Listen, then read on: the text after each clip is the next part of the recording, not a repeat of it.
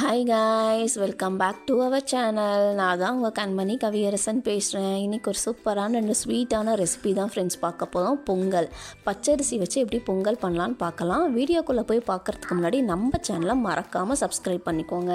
பக்கத்தில் இருக்க bell பட்டனும் tick பண்ணிக்கோங்க. நான் இன்றைக்கி 1 கிளாஸ் அளவுக்கு பச்சரிசி எடுத்திருக்கேன். இது கூடவே 50 கிராம் அளவு பாசிப்பருப்பு எடுத்து கழுவி 2 மணி நேரம் ஊற வச்சுருக்கேன் ஃப்ரெண்ட்ஸ். இன்னொரு பாத்திரத்தில் 4 சொம்பு அளவுக்கு தண்ணி எடுத்து வச்சுருக்கேன்.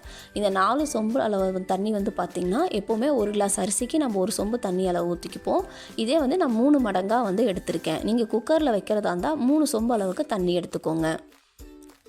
நான் 4 சொம்பு அளவுக்கு தண்ணி எடுத்திருக்கேன் ஃப்ரெண்ட்ஸ். இந்த தண்ணி கொதிச்சதுக்கப்புறம் நம்ம திரும்ப பார்க்கலாம். தண்ணி பாருங்கள் நல்லாவே கொதிச்சிருச்சு. இப்போது நம்ம ஊற வச்சு எடுத்து வச்சுருந்த அரிசியும் பாசிப்பருப்பையும் இதில் ஆட் பண்ணிக்கலாம் ஃப்ரெண்ட்ஸ்.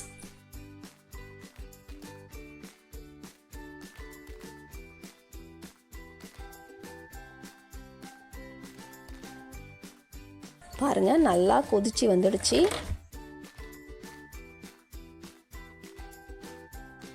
இப்போ பாருங்கள் நல்லாவே வெந்துடுச்சு. 10லேருந்து 15 நிமிஷத்துக்குள்ளேயே பச்சை அரிசி நல்லாவே வெந்துடும். பாருங்கள் வெந்துடுச்சு. பட் இன்னும் கொஞ்சம் தண்ணி இருக்குது. இந்த தண்ணி கொஞ்சம் ட்ரை ஆகிற வரைக்கும் நம்ம வேக வச்சுக்கலாம்.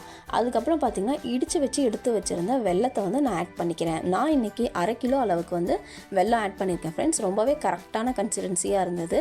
ஸ்வீட் ரொம்பவும் திகட்டவும் இல்லை, ரொம்ப கம்மியாகவும் இல்லை, கரெக்டாக இருந்தது ஃப்ரெண்ட்ஸ். வெல்லம் போட்டதுக்கப்புறம் திரும்ப கொஞ்சம் தண்ணி பதம் மாதிரி வரும். திரும்ப நல்லா சிம் ஃப்ளேமில் வச்சுட்டு அடிப்பிடி. இது கூடவே 3 ஏலக்காயை நான் தட்டி எடுத்து போட்டுக்கிறேன். நீங்கள் ஏலக்காய் பொடி இருந்தாலும் அது கூட ஆட் பண்ணிக்கலாம். கூடவே 1/2 டேபிள் ஸ்பூன் அளவுக்கு உப்பு ஆட் பண்ணிக்கிறேன். பாருங்கள் ஃபைனலி சூப்பரான பொங்கல் ரெடி ஆயிடுச்சு ஃப்ரெண்ட்ஸ். இது கூடவே இப்போ நம்ம முந்திரி பருப்பு திராட்சையை நெய்யில் தாளித்து ஆட் பண்ணிக்கலாம். நெய் கொஞ்சம் சூடானதுமே நாம் முந்திரி பருப்பை இதில் விட்டுக்கலாம். ஒரு 10லேருந்து 15 பல்லு முந்திரி பருப்பு நான் எடுத்திருக்கேன்.